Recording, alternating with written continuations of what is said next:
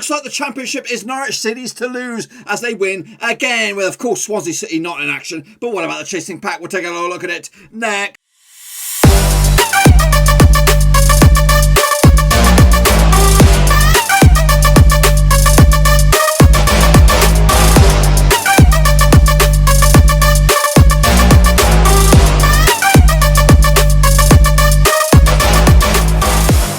Once again with another prediction show today. We take a look at Matchday number. We'll get to that in just 1 second. If you're new to the channel, stop what you're doing, swallow what you're doing, and bang the unsubscribe button to get you bang up today with all things Blackburn Rovers later. Championship related. Whoa, what are we going to do here? Under one Ruski. Yes, that's right. I have no idea what match day we're on. I think this week is a bit of a catch up. Of course, COVID, waterlogged pitches, all kind of chaos running havoc in the Championship. And this weekend, of course, with the FA Cup, sees a chance for some of those games that have been missing to be played. So we'll take a look at that in a minute. Of course, big shout out to the Patreonos. You know who you are. You special specimens, of course. You know, you guys don't get a lot of credit. I think you're an absolutely fantastic bunch of people supporting the channel, support a small content creator like this guy. And I do appreciate it. I really do. And one of these days, when I get a chance to scratch my arse, I will let you. I'll really show you what how grateful I am that you guys are supporting me. So thank you once again. And anyone else that wants to join this illustrious bunch of men, get out there, check out that link down below, patreon.com/Roverseas. But anyway, we're going to take a look at how we all got on, and of course a Rovers free fixture list. Of course, last time around, Rovers game against Swansea was kiboshed. Operation delay the inevitable. Of course, went Goldfingers go. Did not want to play Swansea. I felt that we were going to lose this game, so I kind of woke up with a smile on my face when I found that out. But anyway, of course, kind of put a hijinks on the old Pickaroonies. Well, let's take a little look at it. Shall we? Of course, kicking off with Sheffield Wednesday at Wickham was postponed. We'll have to wait and see about that one. Meanwhile, Wayne Rooney FC took care of business against Bournemouth. Christian Belic, of course, giving Derby a win, of course. First one for Wayne Rooney as an official manager now. No longer playing, of course. Packed it. I think he was waiting for this opportunity. I think he had to prove his worth to the owners to say, you know what, I'm your man. Do I believe in Wayne Rooney FC? Will he become a success? I don't think so. To me, no disrespect. I think he'll do all right this season and keep Derby in it. But to be honest with you, I think next season he will struggle, and I think he'll be a mid-table side at best. Look at Frank Lampard. He did wonders for Derby, and look at him now. He's on the cusp of failure as well, with money at his fingertips. So, yeah. Anyway, let's kick on further. Of course, yeah, I went with the 0-0 draw on this one. Meanwhile, Reading, they continue to just defy my logic, and they keep on winning, beating Coventry quite convincingly in the end. Lucas Jauer on the score sheet again. Andy Romanotto, John Swift with a banger. Carl McFadden getting himself sent off on this one. I actually went with a 1-1 draw on this one. And I got a bit of flack, and I still can... There are teams out there that made my picks at the start of the season, the likes of Reading, the likes of QPR, the likes of Sheffield Wednesday, Cardiff, your Millwalls that I wrote off, and I'm not going to change my tune. Of course, Reading are looking good right now, and they are looking like a playoff side. But and Bournemouth, I think their position flatters a little bit, and I think they'll be all right in and amongst the mix about the playoffs. But I don't think they'll get automatics, and I think Reading will someday soon start to fall down into the old mid-table obscurity, and that's just my opinion. You guys have got your own opinions. Anyway, the game of the weekend was, of course, at Ewood Park, but guess what? It was delayed. I showed the 0-0 draw, so unfortunately, I called it kind of right because nobody won, nobody lost. Meanwhile, Watford against Barnsley, that ended up as a 1-0 win for Watford. Troy Deeney from the penalty spot giving the Hornets another win up against high-flying, informed Barnsley. Actually, the 2-0 for the Hornets, not too shabby. Again, I don't believe in Watford at the moment. I know they've got a couple of wins at the moment, but I don't think I think this is the honeymoon period, and it will soon wear off for a manager who does not know the English game, and that's just my opinion. Meanwhile, Rotherham, they lost as well, didn't they? To who did they lose? Oh, they drew 3-3 in the end to Stoke. I went with a 1-0 win for Rotherham on this one. It was close. Angus McDonald with a win for OG Danny Bath, and Nick Powell again on the score sheet. Matt Crooks with a couple of goals, and Michael Smith for Rotherham giving him a share of the spoils on this one. The Canaries, of course, kicking ass and taking names. Bristol City, I don't think they'll be there at the end either. 2-0 win for Norwich with Jordan Hygo with a couple of goals himself. So, yeah, another one of my teams. I don't think they're going to do well. I did expect Norwich to be good, but I didn't think they'd be this good. Cardiff against QPR. Goodness gracious me. Chris Willock with a 1-0 goal for QPR. Actually, went 2-1 for Cardiff. Shame on me. Meanwhile, Brentford also got back to winning ways, or got back to games. Sam and Gundos on the score sheet. Ivan Toney got himself red carded. Oh, yeah. Tom Lockyer as well got himself carded as well in a double bubble. Both of those two players will not be featuring next time around, of course. 3-0 for me. Huddersfield lost to Millwall. Actually went with a Huddersfield victory on this bad boy. 1-0 for Millwall. Scott Malone on the 4th minute to give them the 3 points. Meanwhile, Rovers next opponent up against Middlesbrough, but they beat Nottingham Forest 2-1. Actually went 2-1 the other way. Looks like an absolute shocker this week. Bristol Malonga, George Saville, Lorik Mbeso, and Yuri Ribeiro got himself sent off. Goodness gracious me. And of course, Preston got back to winning ways with the 1-0 over Birmingham. With the 1-0 goal scorer being Scott Sinclair in the 61st minute. As you can see, I've got myself 4 out of whatever it is, 10. Which is pretty shitty, of course.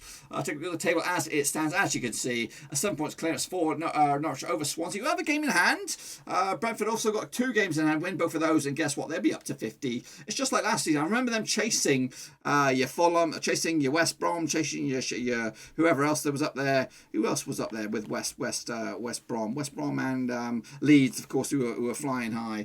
And it was just Brentford had those games in hand. They got into the top 2 spots, and then they fluffed their lines at the end, and they got back in the playoffs. Hopefully they don't get that wrong this time around. And I've said this before, I'm convinced now that Norwich, Swansea and Brentford will be the teams chasing out for those top 2 spots.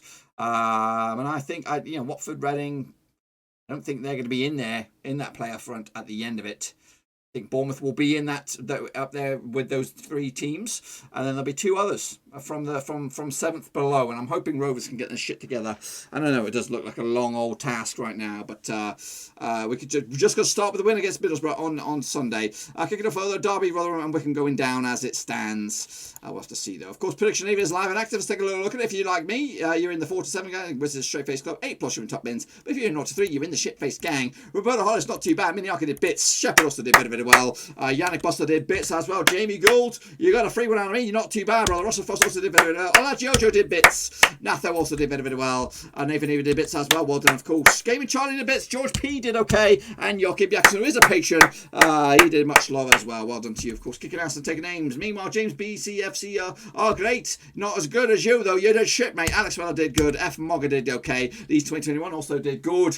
James Lester did bits. Damien Heaven, not too shabby. And Tom Stainer, well done, of course. 40S77 also did good. Okay, did okay. Sheldon did good as well. Cody Cole also did very well. With Ultra Owen Muir also kicking ass and taking names. Driving on forward. Owen Esquivel, well done to you. The Mexican sniper, of course. Vincent Hong also did bits. How about the overall leaderboard for this week and this week alone? If your name's James BCFC, are great. Just don't look right now. But if your name is, goodness gracious me, Roberto Hollis, Jamie Gould, Russell Frost, Gaming Charlie, Jacob Jockerson, Shane O'Donnell, Tom Stainer, Cody Cole, Leeds 2021. Guess what? Take a bloody bow. It's 2, 4, 6, 8, 9 of yous sharing that bloody crown this week. You've only got a couple of days to do it. Of course, we're right back in the thick of things with some more championship action. But of course, they're your leaders, they're your kings. So bow down. If you see them in the street, make sure you give them a bit of a curtsy because they are your king pings. Kicking on further though, the overall king ping right now, wearing the crown with all his glory, is Shane O'Donnell with a 1% gain or lead over Gaming Charlie, who sits in 2nd spot. Both Gaming Charlie and Shane O'Donnell picking up top honours this week. Russell Frost in 3rd. He also got top honours as well. So it's pretty much as you were. Roberto Hollis also top honours as well. Alex Weller though, he dropped a point back. And Vincent Hong also. Where are you, Vinny? Where's Vinny? Where's Vinny, baby? Where's my Vinny? I don't see him in there. He must have had a nightmare. He was down there. He got 4, so he dropped a couple of points back as well. Okay, did okay, and again he did okay as well. But yeah, so it is pretty much those top 5 are duking it out. Vincent Hong though into 6th spot. He thinks he's still got a chance, and he might do. You just have to keep on keeping on. Of course, we're just breaking the back of it, just to get over the halfway hump right here, right now. Still a lot of games to be had, including these bad boys. And we can kick it all off on Friday. Stoke City up against Watford, of course, played each other in the past. 37 times, 15 wins apiece, and 7 draws. That's right, but the last 6, he's 4 for Stoke, 1 for Watford, and 1 bloody draw. Last round, the Bet365 was in fact a 0-0 draw back in January 2018. We've also played each other in this season at Vicarage Road. It was a 3-2 win for Watford. Goals on the day, Tom Cleverley, Joe Pedrow and Ismail Sarr. Stephen Fletcher and Nick Powell on the score sheet for Stoke. Heading into this, though, Watford actually kept clean sheet in 5 of the last 6 matches away from home against Stoke in all competitions. On the flip side, they come into this Stoke without winning 6. There you go. There you bloody go. But they've only lost twice as well, and that's on all competitions. In fact, just one defeat at the past 5 games in the league. That one's against Bournemouth, of course. On the flip side, back-to-back wins for Watford, beating Huddersfield, beating Barnsley at home. Of course, this game is on the road. Let's take a little look at, of course, the bookies. We won't have any bookies odds on this one, but of course, let's take a look at the situation at the table. Stoke are in 8th, and for them, they could actually go as high as 7th. Watford coming in 4th, and with them, they could go 2nd in the table, I think. All eyes on this one at the Bet365 at 5. It'll be another pissing draw. That's right. Next up, we have QPR up against Wayne Mooney FC. Of course, played each other in the past. 60 times, 17 wins for QPR, 22 wins for Derby, and 20 draws. But the last 6 sees 2 wins for QPR, 1 win for Derby, and 3 bloody draws. Last around at the Loftus Rovers back in February 2020. It was 2 win for QPR. Goals on the day were Grant Hill, Ilias Chair, Martin Waghorn with the 1-0 goal for Derby. They also played earlier in the season back at Pride Park. It was a 1-0 win for QPR with, of course, Macaulay Bonne on the score sheet. Of course, he scores bloody goals. QPR have actually scored in the last 3 home matches heading into this, but it's back-to-back wins for them out on the road. On the flip side, just 1 win the past 4 games for Wayne Mooney FC. That was against Birmingham just the other day. On the flip side, do we have bookies odds? We do. It's 11-8 for QPR, 11-5 is draw, 21-10 is your Derby. Of course, Derby coming into this in 21st spot, but a win for them. They could actually go as high as 20th in the table. QPR actually in 17th in the moment, and a win for them. They could actually go as 15th in the bloody league. I've gone with the 1-0 win for, of course, Macaulay Bonne and the boys. That's right. Kicking off further, though, Preston off up against Reading. This one's fruity. Of course, Preston have been spending money, and they're looking to bring in... Who do they look to bring in at the moment? I think they're trying to bring in a defender. I can't find it. I can't find who they're bloody linked with, but it was an impressive name that I thought, bloody hell, I wish we were linked with him, but unfortunately, I think it's a defender, centre-back, perhaps. But anyway, plough on anyway. Preston have taken over, of course, Reading. Played the 40 times about 16 wins for Preston, 17 wins for Reading, and 7 bloody draws, of course. But the last 6 is 1 for Preston, 5 for Reading, and no draws. Last time around at the Deep Devils, of course, 2-0 win for Reading. That's back in December 2019. John Swift, Lucas Chow on the score sheet back in the day. Of course, they played each other at the Majewski owner of the campaign back in November. It was a 3-0 win for the Nobbers, of course. Scott Sinclair, Imus Bruce, Jacobson, and Brad Potts on the score sheet for Preston. Heading into this, Preston just 1 defeat in fact, just 1 win the past 4 for them. That 1 was against Birmingham. On the flip side, just 1 defeat the past 5 for Reading. Of course, that was in the FA Cup against Luton Town. A little situation out of the bookies on this one. We have 64 on for Preston, or 64 on for Preston, and 4 is draw. 95 is your Reading. Reading coming to us in 5th, and with them they could actually go as high as 2nd. North End, though, coming to us in 10th, and with them they could actually go as high as 8th in the table, and that means they're back in the playoff hunt. I've gone with on this one a Preston win, 2-1 win in the end over Reading. Yes, I've done it. That's why kicking off further. I have Middlesbrough taking on, of course, Rovers. Played each other 36 times, the past 19 wins for Middlesbrough, 10 wins for Rovers, and 7 bloody draws. But the last 6 sees 1 for Borough, 2 for Rovers, and 3 draws. Of course, earlier in the campaign, we did draw out 0-0. That was, of course, one of the boringest games ever. But, of course, last time around at the Riverside was a 1-1 draw. We're actually unbeaten against Middlesbrough in the past 3 matches. Heading into this, though, Middlesbrough are actually just won twice in the past 5 games. Of course, that was beating Forest on the road. They also beat Wickham on the road as well. Rovers come into this, just wanted to win in the past 5 games. That one was against Birmingham, of course, and that was the last time we played on the road as well. Heading into this, though, do we have bookies odds? We do. 11-8 for Middlesbrough. 11-5 is your draw. 2-1 on is your away win. That is, of course, Blackburn Rovers. Of course, heading into this, Borough in 7th spot, and win for them. They could actually go as high as 6th. Rovers coming to this in 12th, and win for them. They could go as high as 9th. That's top 10. That's top 10, boys. I've gone with a 2-2 draw. Not really much to get out of it, but I'm hoping it's more than this in favour of Rovers. Next up, we have Bristol City taking on Huddersfield Town. They played each other 54 times. The past 21 wins for Huddersfield, 21 wins for Bristol City, 24 wins for Huddersfield, and 9 draws. That's correct. But the last 6, 4 for Bristol City, 2 for Huddersfield, no draws. Last time around at Thrashton Gate was a 5-2 win. It was Thrashton Gate back in the 11th of back in November 2019. Josh Brownhill, Terence Congola with OG, Nicholas Eliasson, Ashley Williams, and Andreas Wyman on the score sheet. Carlin Grant Jr. Bacana on the score sheet for Huddersfield. Of course, they played each other back at the Macau Pint earlier in the season. It was back in November. It was a 2-1 win for Bristol City. Goals on the day, Jay De Silva, Jamie Patterson, as well. Josh Karoma getting the one to go for Huddersfield. Huddersfield have actually failed to score in the last 6 away matches. They also lost the last 3 as well.